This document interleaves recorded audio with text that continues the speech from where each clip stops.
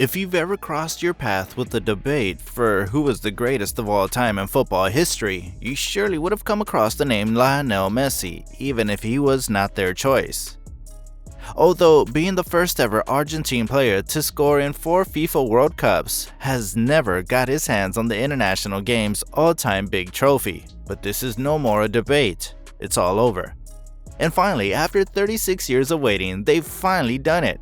Yes, Argentina lifted their 3rd World Cup title after a long-awaited 36 years at the 2022 FIFA World Cup hosted in Qatar.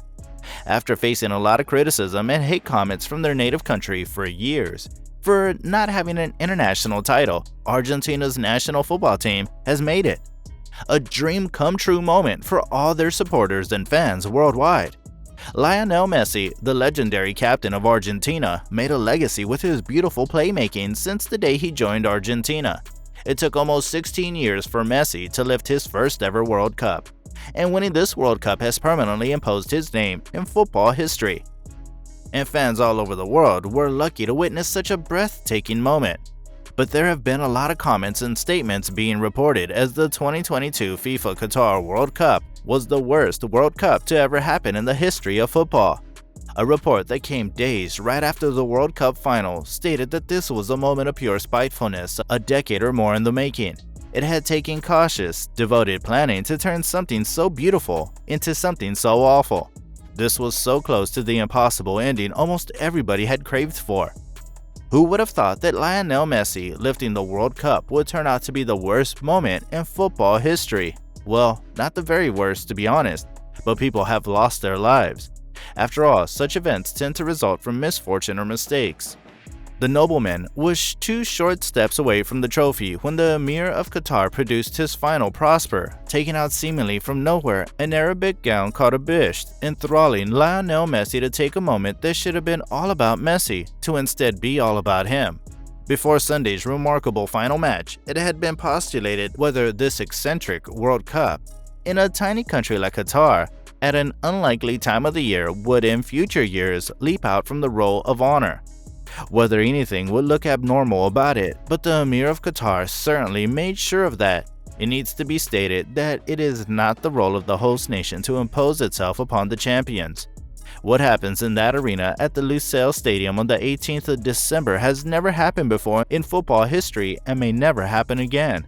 But it would also be incorrect to say that the King of Qatar stole for himself a priceless moment that should have belonged to Lionel Messi and to Argentina. Because Messi, if we're being honest, was more than in on it himself. Suppose France, England, the Netherlands, or Morocco had been victorious on Sunday evening, would the black and gold gown would have ever appeared? We suspect that the Emir of Qatar would not have risked it. What do you guys think? Would he have done it or not? Comment down your views on it. So let's get back. It's so hard to envisage the pressure a football player has to take on, especially when the eyes of the people worldwide are upon them. In their moment of their greatest achievement, the hosting king pulls something like this out of the woodwork. But the fact also cannot be passed over that among the whirl of contradictory thoughts in Messi's head will certainly have been the grasp that the man expecting him to defile the most important moment of his life also indirectly pays his rewards. And he had some backup plans too. The fan favorites before the tournament began were Brazil, whose captain Neymar is indirectly paid by Qatar, as he is playing in the Paris Saint-Germain. Mbappe has also signed a €630 million deal with them, and while it would not have been his hands on the World Cup trophy, France has undeniably helped more than any other country to assist Qatar's vicious endorsements to the very top table of global sporting blazers. It's certainly no surprise that Hugo Lloris made clear that he will not be joining the captains of Germany, England, and the Netherlands or any other players in their plans to wear an anti-homophobia armband. Emmanuel Macron drifted the pitch afterward, doing all he could to secure his own $1 million picture, with Mbappe and Deschamps placing hands upon, who had on the looks of men who were graciously fraught for him to go away. But for the deed of his predecessor but one, Nicolas Sarkozy, in leveling out the way for Qatar to purchase Paris Saint-Germain, and later several French fighter jets, Macron would almost surely have been trying to pick up his soldiers who have fallen on a field in Sydney instead. But at least, during the moment the bisht went on, football showcased itself to be fully naked. The whole was self-revealed. The reality was made clear. The deal was done long, long ago. It was that moment when the ugly transformation revealed itself to be complete. Messi himself might have considered that the moment belonged to the people of Argentina, that the snaps that count are the ones that have already gone extremely viral, of utter chaos breaking out all the way along the Avenida Cinco de Mayo that runs through the heart of Buenos Aires.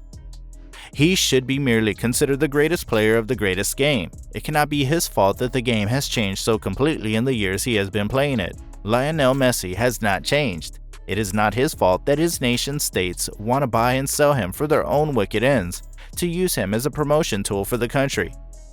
A hook, quite faithfully, on which to hang themselves. It's not his guilt that there is a race to stuff his pockets with dollars. And it is not his fault either that FC Barcelona may yet prove to have pulled down itself in trying and ultimately failing to keep them away from all this. But that is another story to talk on. And there is also very little that can be done. Gianni Infantino, football's recognizable savior at a point, looked on, gleaming with delight at this horrific little sketch. He was supposed to have saved FIFA from this clatter. He is 100 times more fearful and more atrocious than the man he ever was. It is unfeasible to know his thoughts inside his little cannonball head. It is hard to believe that he can actually be as insane as he acts. One has to think that at least inside his head, that at some point in time, some doubts might have been expressed in people's minds about, say, maybe accepting a medal of friendship from Vladimir Putin himself. Anyhow, the confusion or doubts have certainly not been expressed anywhere else. His speech during the tournament's opening ceremony will be remarked as the worst ever speech given by any virtually significant global personality. His current scrape that he has not even admitted to himself is how to preserve the spirit of the World Cup, namely the 4-team groups with 2 eliminations. Now that he has expanded it to 48 teams for commercial reasons in every aspect, he knows the square peg cannot go into the round hole, and that it is entirely his fault too. There is no significant appetite for a change in the near quarter. None of the players, coaches, or federations have the guts for a proper fight against FIFA. They will only realize what is being grabbed for them, either with their consent or otherwise, when it is out of their hands. It was at that moment at which it was amply clear to see that it was already out of their hands when Lionel Messi, who was considered to be the crown of football, willingly wore his new clothes at the Lusail Stadium when celebrating his first ever World Cup win in the 2022 FIFA Qatar World Cup. Even Cristiano Ronaldo's sister, Katia Aveiro, stated that this was the worst World Cup ever. After Messi and company won the World Cup title by defeating France, Katia Aveiro posted a statement on social media congratulating Argentina for their win.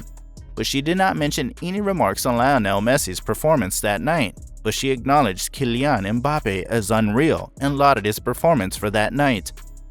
Even though all these controversies occur between people and media, Lionel Andres Messi is considered the greatest of all time among football fans and his supporters worldwide. The Argentina government and its people are praising Messi as their god. So if you're a fan of Messi or not, as a football fan, what do you guys think about all this? Do you think the football game is changing to a commercial business rather than just a game? Or are these discussions taking place to boost the commercial aspect of the game? Comment down your views, and until then, adios!